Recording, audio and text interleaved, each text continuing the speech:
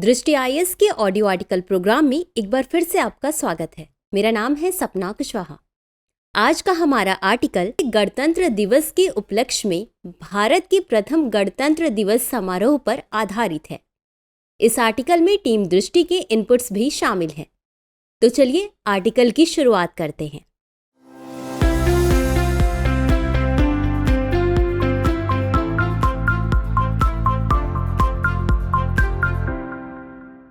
छब्बीस जनवरी को मनाया जाने वाला भारत का गणतंत्र दिवस एक ऐतिहासिक महत्व रखता है, क्योंकि यह वो दिन है जब 1950 में भारत का संविधान लागू हुआ था, जिससे देश एक संप्रभु गणराज्य में परिवर्तित हो गया था। इस साल 26 जनवरी को भारत अपना 75वां गणतंत्र दिवस मना रहा है, जो कि हम सभी भारतीयों के लिए गौरव का पल है। भारत दुनिया का सबसे बड़ा लोकतांत्रिक देश है और इस देश को सबसे बड़ा लोकतांत्रिक देश बनाने का श्रेय उन सभी लोगों को जाता है जिन्होंने हमारे लिए दिन रात एक करके संविधान बनाया। भले ही देश को आज़ादी वर्ष 1947 में ही मिल गई, लेकिन उस समय देश ब्रिटिशर्स द्वारा बनाए गए कानून से ही चल रहा था। यानी देश भौतिक रूप से आज़ाद हो गया था, लेकिन मानसिक तौर पर या कानूनी तौर पर हम अभी भी गुलाम ही थे। इसलिए नव स्वतंत्र भारत के लिए नए नियम कानून की जरूरत थी जो भारतीयों के हित में हो, क्योंकि ब्रिटिशर्स द्वारा बनाए गए कानून उनके हितों को ध्यान में रखते थे। चलिए अब नजर डालते हैं इसकी ऐतिहासिक पृष्ठभूमि पर। भारत के गणतंत्र बनने की यात्रा स्वतंत्रता संग्राम का एक महत्वपूर्ण चरण था। इस यात्रा का नेतृत्व जवाहरलाल नेहरू, सरदार पटेल और डॉक्टर बी.आर. अम्बेडकर जैसे नेताओं ने किया। अम्बेडकर ने संविधान का मसौदा तैयार करने में महत्वपूर्ण भूमिका निभाई। 26 जनवरी 1950 को भारत सरकार अधिनियम 1935 के स्थान पर भारतीय संविधान अपनाया गया और इसी के साथ भारत आधिकारिक तौर पर एक गणतंत्र बन गया। भारतीय संविधान सभा ने हमारे आज़ाद देश के लिए जो नया संविधान बनाया, वह पूरी तरह से देश की जनता को ध्यान में रखते हुए बनाया गया था। भारत के पहले राष्ट्रपति डॉक्टर राजेंद्र प्रसाद ने इरविन एम्फी थिएटर में तिरंगा फहराकर इस नए लोकतांत्रिक भारत का इस्तकबाल किया। गौरतलब है कि इरविन एम्फी थिएटर को अब मेजर ध्यानचंद स्टेडियम के नाम से जाना जाता है। हालांकि हमारा संविधान साल 1949 में ही पूरी तरह से बनकर तैयार हो चुका था, लेकिन इसे 26 जनवरी को लागू करने के पीछे एक कारण था। दरअसल साल 1930 में स्वतंत्रता संघर्ष के दौरान भारतीय राष्ट्रीय कांग्रेस ने देशवासियों से 26 जनवरी को स्वतंत्रता दिवस मनाने का आग्रह किया था। उस दौरान पूरे भारत में स्वतंत्रता सेनानियों द्वारा तिरंगा फहराया गया और स्वतंत्रता दिवस मनाया गया। इसलिए आज़ादी के बाद भी इस दिन के महत्व को बनाए रखने के लिए संविधान लागू करने की तिथि 26 जनवरी निश्चित की गई। तो आइए आज के आर्टिकल में हम जानते हैं कि कैसे मनाया गया था हमारा पहला गणतंत्र दिवस, राजेंद्र प्रसाद का शपथ समारोह। इस कार्यक्रम की शुरुआत हुई डॉक्टर राजेंद्र प्रसाद के शपथ ग्रहण समारोह से। 26 जनवरी 1950 की सुबह देश के पहले भारतीय गवर्नर जनरल चक्रवर्ती राजगोपालाचारी ने 10:18 पर भारत को एक संप्रभु लोकतांत्रिक गणराज्य घोषित किया। इसके 6 मिनट बाद राजेंद्र प्रसाद ने 26 जनवरी को भारत गणराज्य के पहले राष्ट्रपति के रूप में पद की शपथ ली।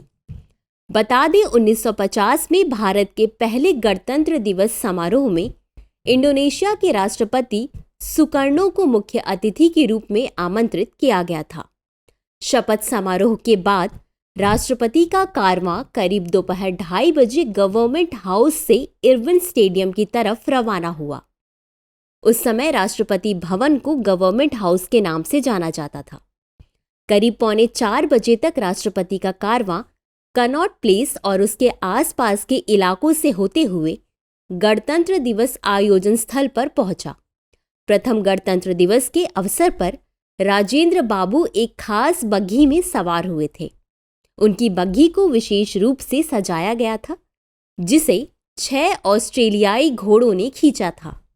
प्रथम गणतंत्र दिवस की परेड।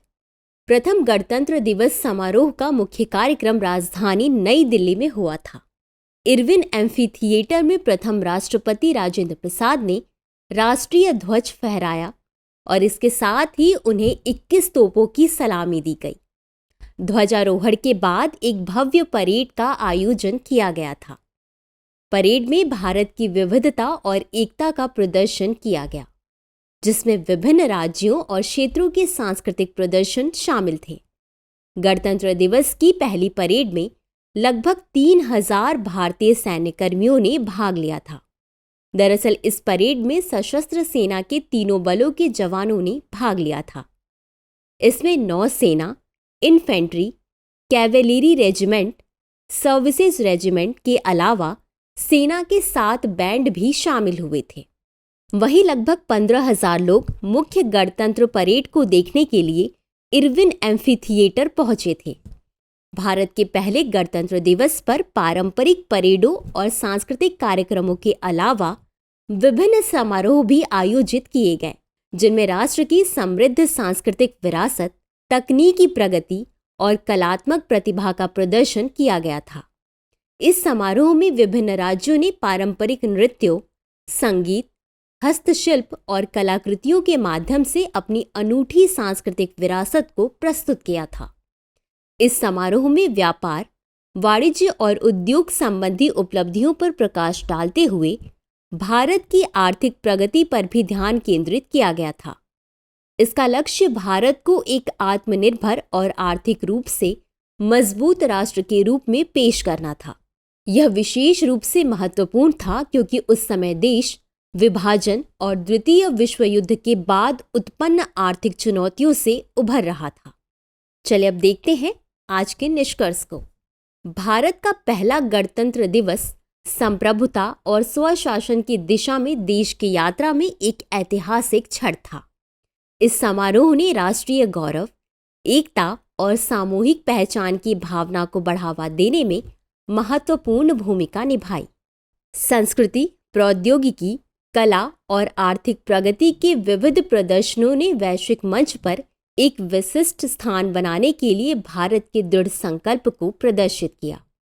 जैसे जैसे भारत विकसित हो रहा है, गणतंत्र दिवस अतीत को प्रतिबिंबित करने, वर्तमान का जश्न मनाने और एक ऐसे भविष्य की कल्पना करने का अवसर बना हुआ है जहां एकता, विविधता और प्रगति की भावना देश को आगे बढ़ाती है। एक बार फिर से आपको गणतंत्र दिवस की शुभकामनाएं। तो चलिए नोट करते हैं आज के सवाल को। गणतंत्र दिवस समारोह विश्व को भारत की विकास गाथा से परिचय कराने का अच्छा जरिया है। कथन का समीक्षात्मक विश्लेषण कीजिए। तो व्यूअर्स, आज के लिए बस इतना ही। मिलते हैं अगले एपिसोड में किसी और टॉपिक के साथ। शुक्रिया। डियर व्यूअर्स, अपने एग्जाम की तैयारी को और बेहतर करने के लिए हमारे चैनल को लाइक, शेयर और सब्सक्राइब करना न भूलें।